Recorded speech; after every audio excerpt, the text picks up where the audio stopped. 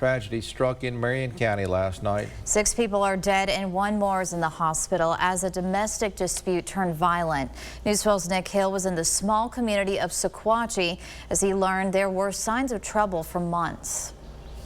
I've been around here a long time, and especially far back as I can remember, I don't remember seeing that many deceased people in one incident. At 8:46 p.m. Thursday night, Marion County first responders were called to 246 Pine Street in Sequatchie to a shots fired call. When they arrived on the scene, they saw a home engulfed in flames.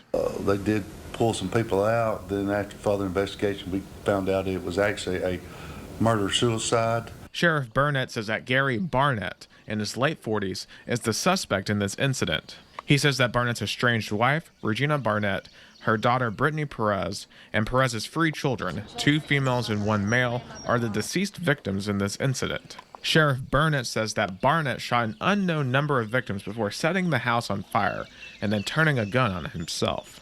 You can see the results of this violent incident on Pine Street last night. If you take a look behind me, this house is completely destroyed, walls are charred, windows are broken out. Additionally, crime scene tape is still wrapped around its perimeter. According to an affidavit we obtained from Marion County, Gary Barnett had been charged with domestic assault in December. His ex-wife, Regina Barnett, stated in the complaint that he had, quote, threatened to shoot her and verbally abused her every day. She also added that he threatened to shoot her dog and possessed anywhere from 50 to 60 guns. Perhaps the most haunting line of the affidavit, she stated, quote, I am afraid he is going to get drunk and shoot me, end quote.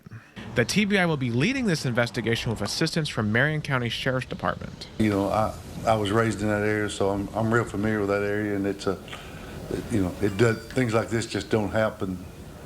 You know, I wish it would never happen, but you know, it's just a very isolated, tragic incident. In Marion County, Nick Hill, News 12. Now let's head over to News 12's Jesse Farley, who has reaction from a neighbor and family friend. It was just stuff that don't happen in this town. It's quiet. You hear chickens, kids are running, four-wheelers. Charlene Peacock is a neighbor who saw the events unfold last night. The smell and the smoke and the chaos and the firemen trying so hard to get anybody out of that house was just like a horror movie. 6 people died in a murder-suicide. Among those 6, 3 children. The kids were little. They weren't as big as this fence. I just seen them the day before. At first, the neighbors who started to come around were unsure of the severity. Then it hit them. And people were starting to think, oh my, oh my. And when all the ambulance came and bags came, you knew it's bad. After the smoke settled and the sirens faded away, the neighborhood tried to sleep off the bad dream.